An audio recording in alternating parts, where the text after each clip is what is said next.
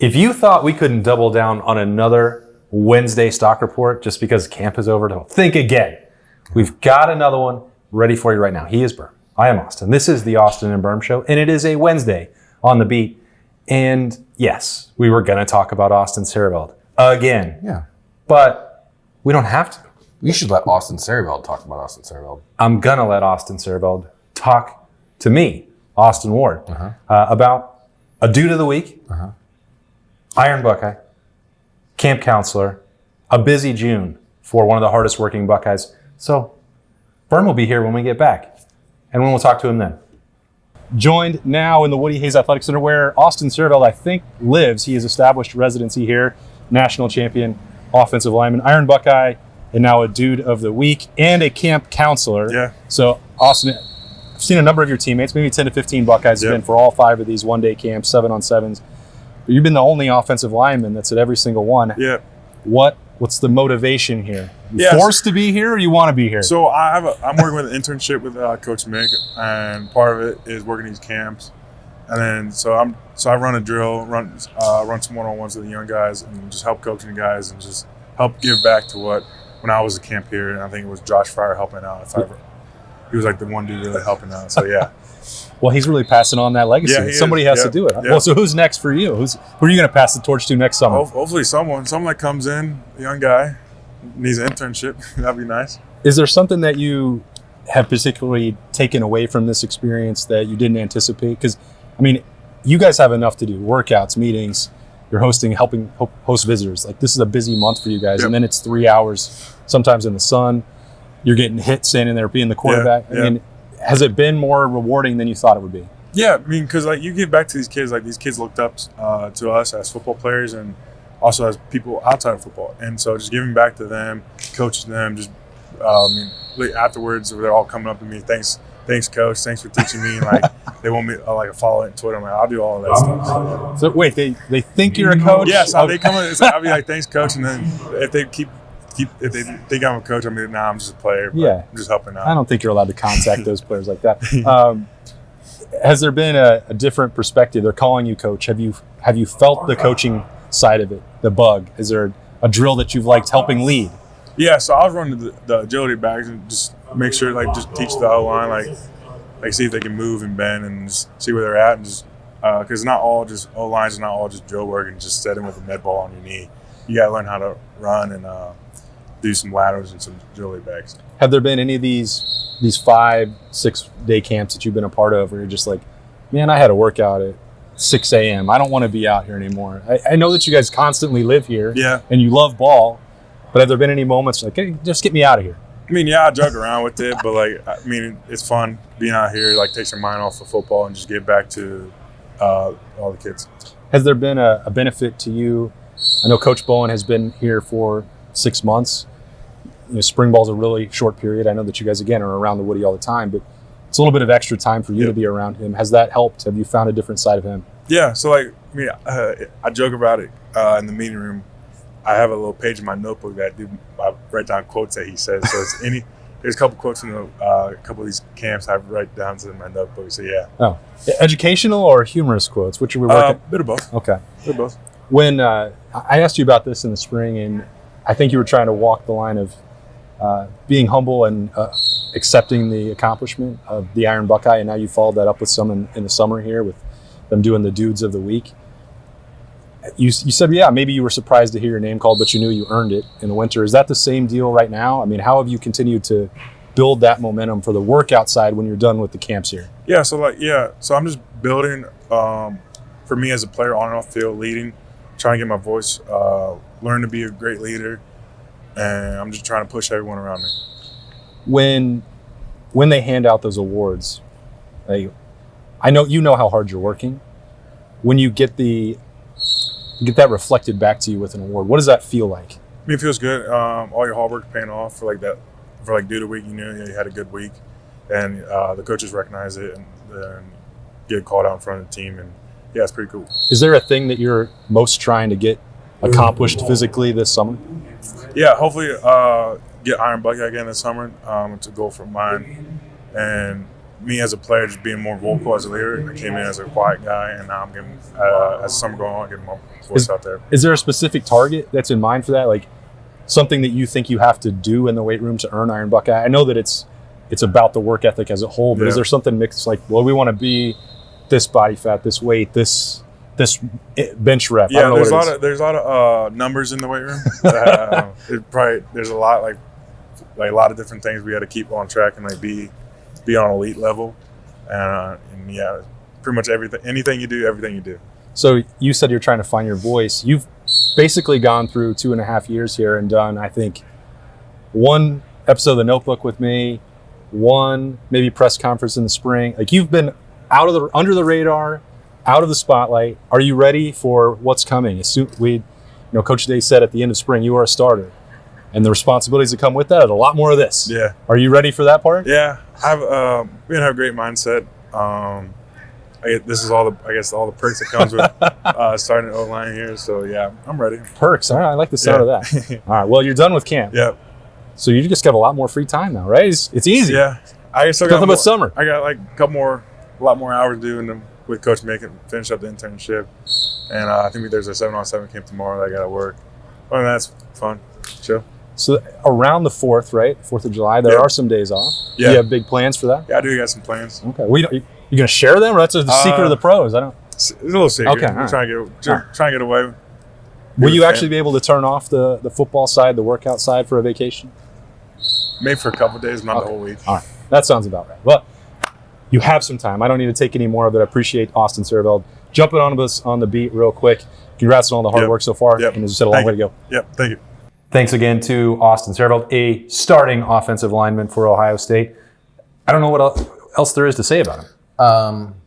No, I mean, again, we have beaten There's nothing new out there. The horse. But he is a dude of the week. And I really like the fact that Ohio State is publicizing this summer. I like that it's a reminder that there is a consistency in the program. And when you see the same guys popping up that are the Iron Buckeyes, that are the dudes of the week, like, it's a reminder for people that if you're at a place like Ohio State and your goal is to be the man, like, you have to bring it every single day. And that's how a player like Austin Serald goes from being an afterthought in a recruiting class 3 years ago to being an indispensable, absolutely remarkably valuable piece of a national championship football team as they try to repeat. Like, that is, I think it gets taken for granted because you just assume like every player at Ohio State is good. We get it. But the difference between what separates a good player from an Ohio State starter and a potential all Big Ten type talent and a potential All-American and a captain and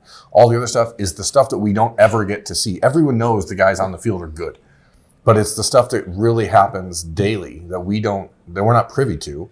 I mean, we're privy to it more than most because we get to hang out around the building. But for the people that are like, hey, where did this Siereveld guy come from? Like, it is a slow burn. And I think, it's 2025. No, it hasn't been that slow. I think it's ahead of schedule. So it's 2025, and we certainly don't need to think about the good old days of how football used to be.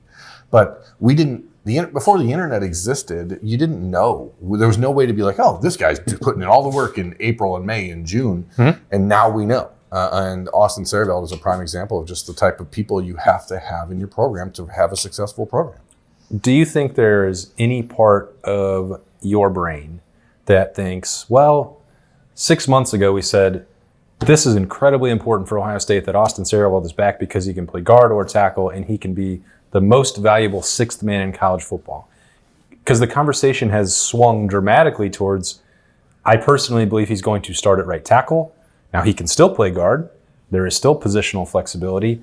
But in my mind, it's like I don't even really consider an option that Philip Daniels is going to reclaim a job that we presumed in January or February that he was brought out of the transfer portal to claim. And that's not a knock on him. It's all been a pro-Austin Siereveld reflection of the good work, great work, relentless work that he's been doing. Do you think there's any part of the 6 month ago conversation that nags at you at all? I mean, you don't know what you don't know. You can't really assume that people are going to take the opportunity that's in front of them and run away with it. But Austin Sereveld's done it. I think that there is, as you mentioned, the flexibility that he provides is still pretty darn important for the Ohio State offensive line and for Philip Daniels specifically. But part of it also is we're now entering, and it's crazy to suggest, and it's probably too early to suggest it, but this is year 3 for Austin Serald. He's going to be a starter at Ohio State. So the conversation now, if you're a starting offensive lineman at Ohio State, and he'll now be a starting offensive lineman for essentially 2 years because he was in some ways, a de facto starter throughout the whole year last year. 2 years as a starter at Ohio State on the offensive line. Now the conversation is this his last year at Ohio State? Oh, so you're not thinking about 6 months ago. You're fast forwarding to the draft. Now, because I think the thing that happens is when you bring in a guy like Philip Daniels, and the presumption was that he was going to be the starting right tackle and Austin Serald was going to be your swing guy. We have to remember that Philip Daniels has played 4 games of college football, and he did it at Minnesota, and it was fine, but it's not like he's a ready-made, walk in the door, every other option is unavailable, and this kid is so much better than what you have. So, I think it's better for the program. It's better for Austin. It's better for Tyler Bowen year 1 to have that ace in the hole now that Austin Siereveld is, and it takes some of the pressure away from Philip Daniels, and there's going to be conversation anytime the media, the national media talks about, this is Paris Johnson's cousin. There's this. Now you don't have to thrust somebody into a conversation that he may be ready for, but we don't know. But it's certainly, I think, a lot. You can breathe easier if you're Tyler Bowen and Ryan Day and say, okay, well, Austin's got this part, and then we can work on the rest. So it's not a surprise then that Jeremiah Smith, again, gets a dude of the week. They could probably give it to him every single week if they wanted to, and it is earned. It wasn't given, just the same way that he took that Iron Buckeye status as a true freshman, the first one to ever do that last summer before he had ever been through an August training camp. Before he ever played a game in Ohio State. And when you mentioned something about Austin Serald, that when you have a bunch of really good players coming into your program, the way that you separate is the work ethic, what you get out of summer workouts, mat drills, all those other things, and improving your craft and your athleticism and size, strength, dedication to it. The fact that Jeremiah Smith is also seems to be the hardest worker on this team and is almost certainly the most naturally gifted, and one of the most naturally gifted athletes that we've ever seen or covered is pretty wild. I think that coaching cliches are awesome. And cliches, stereotypes, all these things generally exist. Oh, which one? That the best player needs to be your hardest worker? When your hardest working player is your best player, you have a chance to do something really special. And it's not just Jeremiah Smith. It's Jeremiah Smith and Caleb Downs. It's both the best players on the team are the hardest working guys. And so I was having a conversation at camp on Wednesday or Tuesday at Ohio State, and Jeremiah was out there watching his brother Angelo, who got offered by the Buckeyes on Tuesday afternoon, believe it or not. And I was talking with former Ohio State defensive lineman Heath Queen, whose son Emmett was there working out as a quarterback. And he looked over and he saw Jeremiah. He's like, "Is that Jeremiah Smith?" I'm like, "Yeah." He's like, "He's just out here with the normals?" And I was like, "Yeah." And it is shocking because it's not just that he's such a hard worker. He just has such an unassuming, humble approach about everything he does. And we generally lament when players get too big for their britches or they start to act different. If there's one guy who you could be like, I understand why he acts different, it would be Jeremiah Smith. And he just doesn't. He's just him. He's just who he is. And there's all these young kids out there camping and coming up and, can I get your autograph? Can I get this picture? Okay. He did put some limits on the autographs. Well, thankfully. Otherwise the kid wouldn't be able to watch his brother work out or do anything. Which I was impressed by. It was showing the maturity, which was, no, because I've seen this with professional athletes and other sports. It's like, don't know what you're going to do with this autograph. I'd like to talk to you and take a picture. It might last longer for you. And that's what he did in Sydney. He said, I can't sign out here. And he handled it really professionally. All these kids, there were kids I'll take a picture with you. All right, get in line. Yeah, if I was an 11th grader at a high school in Ohio right now, what would be more valuable? Well, what would be more valuable? Jeremiah Smith's autograph. To me, yeah, but not really. If you put it on a T-shirt or something. I remember like last year, spring Student Appreciation Day, the spring practice. In tangible currency, right? It's the autograph. In terms of long-term memory. But unless you have a helmet or a football for him to sign. There have unfortunately been people showing up to camp with such things. I recall very vividly last spring, the Student Appreciation Day. This is before he played any game at Ohio State, even a spring game, where people wanted his autograph on a shirt and then asked me to put mine on there. I'm like, I'm not ruining your Jeremiah Smith autograph shirt, bud. Like, I'm sorry, this is going to be valuable down the road. But there's no way to authenticate it. The picture. Oh, there is. Is there? Yeah. They've. I don't know enough about authentication. I know. But I'm trying to teach you. But the bottom line for JJ is that he is real. Like he is.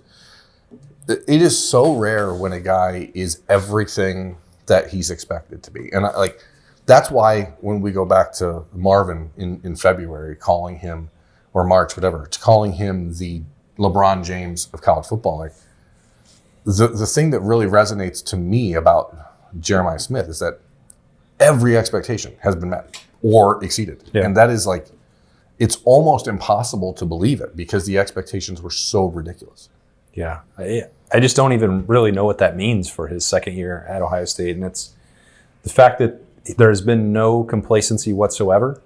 You know, Mickey Marotti's not going to just keep saying, well, you're Jeremiah Smith and you would have been the most valuable player in the transfer portal market and you have this deal and that deal. We got to keep you happy. That's not how it works once you get into the weight room. There's some element of managing the roster, of course, but he doesn't have to give him Iron Buckeye status, then give it to him again, and then say you've earned dude status, because everyone in that locker room would know if that wasn't true, if that wasn't earned, if that wasn't deserved, and then you create another fracture in your team that you have to deal with. So there has to be a level of honesty and transparency and authenticity into giving those out, or else what's the point? We ran into that for Ohio State, I think, 7-8 years ago when there were 8 captains and 9 captains and everyone was grading out a champion in games. That's not a sustainable model. That's not what, if truth and honesty is supposed to be the foundation of this program and tough love, like there wasn't enough of it at one point. And at the risk of opening a can of worms, I think that's why,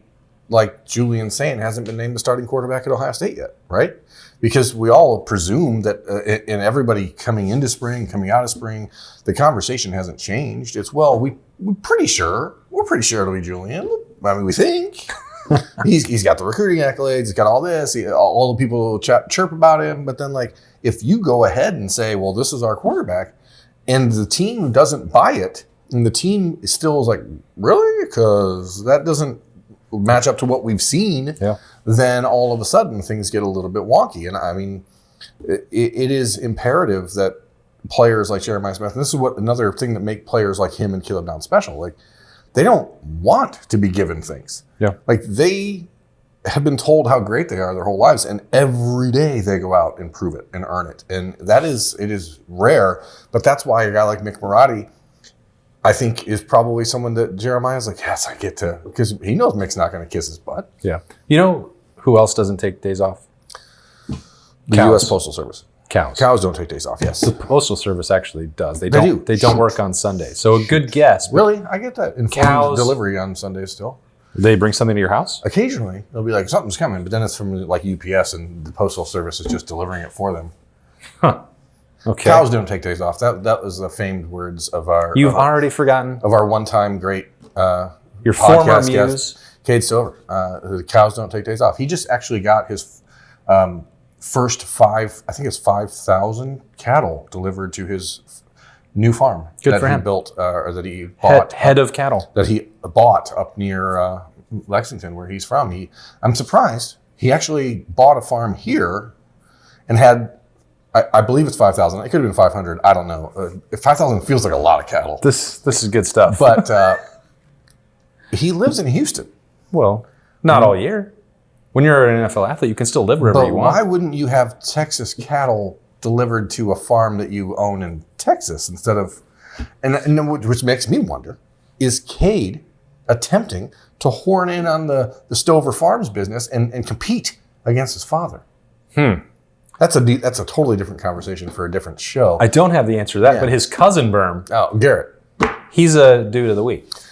Not surprising. The Stovers are dudes.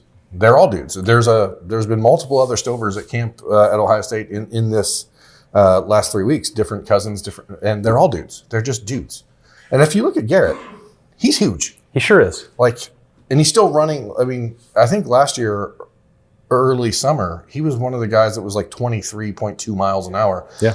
There was Jeremiah Smith, and then there was Garrett Stover on the fastest players on the Ohio State team. And Garrett missed a lot of time in the spring, was not healthy. He's had some shoulder issues, and then he just keeps working, man. Those Stover boys do not stop working. Do you think, I'm trying to remember back to linebacker, rewind, review, preview.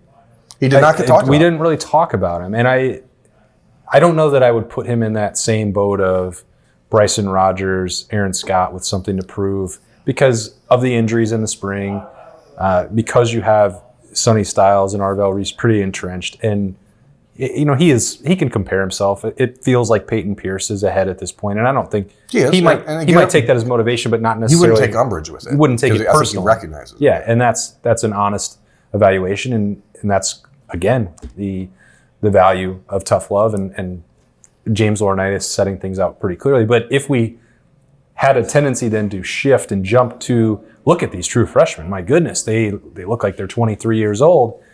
And they do. Riley Pettijohn and TJ Alford look phenomenal. So does Garrett Stover. Yeah. And now that he's healthy and able to go through these workouts, clearly he is getting attention of the strength staff, of the coaching staff. So that's not nothing. No, but what he has more importantly than attention and accolades is perspective. He watched Cade, who is, again, his biological brother, if we're really breaking it down. That's the genetical side of things. I just made up that word, genetical. The genetical side of things, they're basically brothers. He watched Cade's career from 30 miles away in Sunbury, a big Walnut high school. And you cannot watch Cade's career and see the ups and downs and the circuitous route Cade had to take to not just playing at Ohio State, but playing a position. Mm-hmm. And Garrett was a safety in high school. He knew he was going to be a linebacker in college. He's put on the weight. He looks great. He's still as physically athletic and freaky and talented as but it takes time. And James Laurinaitis is not taking it easy on him just because he's a Stover. He's not taking it easy on him because he was hurt. There's a lot of opportunity here. And in a player like him, I think, is someone that we're not going to ever talk about until he's on the field because the recruiting expectations were not there. He was like, oh, he's just over. He got an offer. He's going to Ohio State. Yeah. No big deal. But again, going back to the Austin Serald conversation, that's the type of player you have to build a program with. You can't. The Jeremiah Smiths of the world are great, but they are very, very few and far between. The Garrett Stovers of the world are not. And that's not a knock on him. Now his work ethic is. That's where you separate. Right. That's where he's different. That's how you earn dude of the week status. But when you're talking about a 6'2", 225-pound linebacker in the middle of Ohio, there's 40,000 of those. So there's not the Jeremiah Smiths of the world. So, but because they're so rare, the Smiths and Downs of the world, the Garrett Stovers are who you have to pick correctly. You cannot miss on the mental side of those kids. So there's plenty of great athletes playing linebacker in Ohio, but to pick one that says, well, he's going to be kicked on, he's going to be kicked, he's going to be knocked down, he's going to be spit on, he's never going to care. He's going to wake up, he's going to work super hard, and he's going to be a great teammate, and that's what Garrett is. 40,000 Ohio linebackers and 5,000 Texas cattle. I think it's 5,000. I don't know enough about cattle farming. I don't know if either of those numbers are correct. But I do know it's called heads of cattle because I saw head of cattle because I saw Cade's Instagram post where he was letting them into his farm. It had to have been 500 because 5,000 seems like a ton. It's especially for a first-time farm owner who's only there half time. It would be 10,000 tons. Remember, go to stoverfarms.com if you're in Ohio. And some of the best beef you can get in the Midwest, just as a personal note. It's Midwest beef, born in Texas. Hell yeah. Love that. Imported. I don't know what else to say about that. But do you think that there should be some sort of outward parameter detailed for what it takes to be a dude of the week? Well, I think that we will make our request to speak with Mickey Marotti because we haven't had the post-spring coaching staff day. It's been teased, it's been toyed with. Normally that's the one time a year that we get Mick outside of the college football playoff availability days, but the best we can do. The coaches are so busy. They're about to all leave for vacation on probably Sunday night, maybe Monday morning if they're feeling a little sluggish. Yeah. So that's all coming. We'll detail why as Birm gets into the official visit weekend.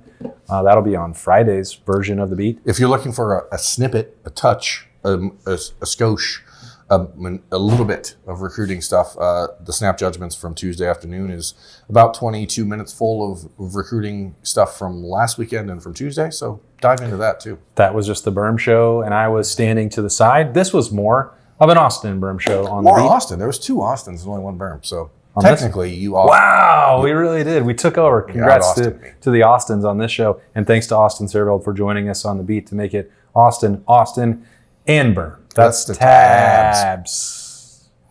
Have a great Wednesday. He's Birm. I'm Austin. We'll see you later.